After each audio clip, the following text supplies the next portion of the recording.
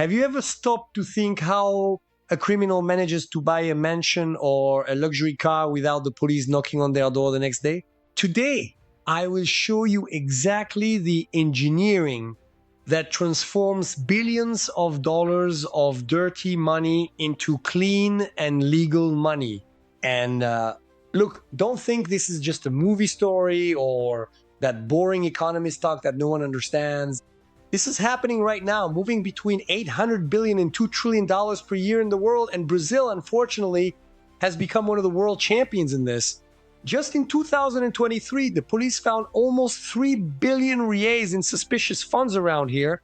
We here at the channel investigate the secrets of money that the newspaper doesn't explain to you in detail. So stay with me because today we are going to understand how this gear works.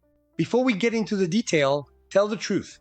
Have you ever passed by any business there in your city that is always empty, never has a customer, but never closes its doors? If you have ever looked at a place like that and thought there is something going on here, comment down below.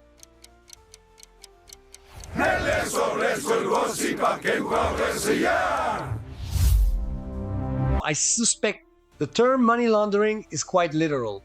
It is about taking dirty money and making it clean before the law. The expression became famous because of a very well-known mobster named Al Capone. During the Prohibition era in the United States, when selling alcohol was prohibited, he bought a chain of real clothes laundromats.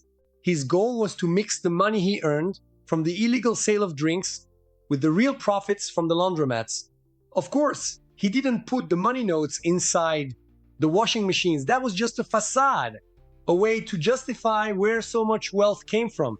And speaking of making things spin and gaining visibility, we don't need a facade here, but we need your help to clean the algorithm and make this content reach more honest people.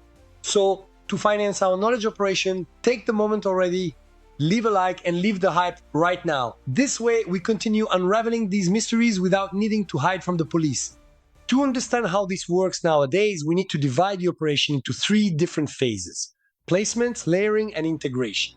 The first phase, called placement, is the moment when the money enters the banking or financial system. The objective here is to take the physical cash out of the hands of the criminals and make it so that it can be transferred. It is in this stage that the people appear who we know here in Brazil as oranges. They are people or companies that lend their names to pretend they are the owners of the money. However, even being in someone else's name, the money in this phase is still suspicious and carries the trail of the crime. The trick really happens in the second phase, layering. Here, the objective is to create financial confusion on purpose. The money goes through an endless sequence of transfers between various banks and companies, preferably sending the dough to other countries. The idea is to make a mess in the accounts that is so complicated that it becomes almost impossible for the police to discover where the money really came from. Finally, we have integration. After all this confusing path, the money needs to return to the hands of the criminals looking like it is legal. This can be done by investing in shell companies or buying real estate, for example. The methods are many and the creativity of criminals seems to have no end. Let's analyze some of the most classic methods. The first of them is using businesses that deal with a lot of paper money, like bars, restaurants, and parking lots. Since these places receive a lot of money notes every day, it is very easy to mix the crime money in the register and say that all that was profit from the restaurant. The challenge here is not to exaggerate. You cannot declare that a small little bar invoiced millions in a month because that would be very strange. When the criminal group grows, it needs to look for bigger businesses to justify larger earnings, which also draws more attention from tax inspectors. Another sector widely used is real estate. Luxury houses and apartments are great for laundering money. The property can generate honest rent money or be sold later. A common scheme involves a ghost company buying the property and after a while selling it. Recently, the federal police investigated a case in Santa Catarina where traffickers were buying very expensive apartments to launder the money. There is also a technique that has a curious name inspired by those blue cartoon characters, the Smurfs, who together form a big group.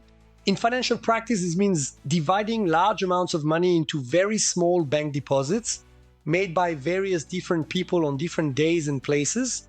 The intention is to keep the values low, below the limit that forces the bank to notify the authorities that that movement happened.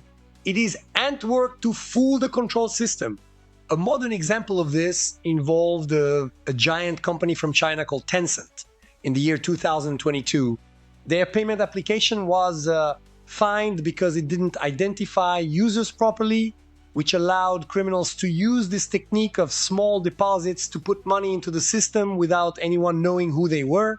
And once the money enters the banks of China, it is very difficult for other countries to track. In recent years, cryptocurrencies have also entered this story.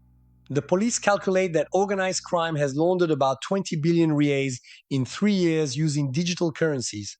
They allow transferring large sums as if it were a bank deposit, but without needing a manager and authority looking at who is sending and who is receiving. Although everything stays registered in the system, if the digital wallet is not linked to the person's real name, no one knows whose it is. However, transforming this digital money into physical and expensive things like a mansion is still difficult. A recent case in London showed this. A woman tried to buy a mansion of $30 million using Bitcoin, but could not explain where she took so much money from, which resulted in the police seizing more than $1 billion and $700 million in cryptocurrencies. Finally, we have a sophisticated and dangerous method, works of art. The art market is very subjective. How much is a painting worth? It is worth whatever someone wants to pay. This allows lying about the values in purchases and sales. A criminal can buy a work and say they paid a different value, or use companies and tax havens to do the deal. In 2011, a trafficker in the city of Philadelphia in the United States was caught with works of famous painters like Picasso and Salvador Dali hidden. The great obstacle of this method is that to buy the art, you already need to have a fortune that looks clean to justify the initial purchase.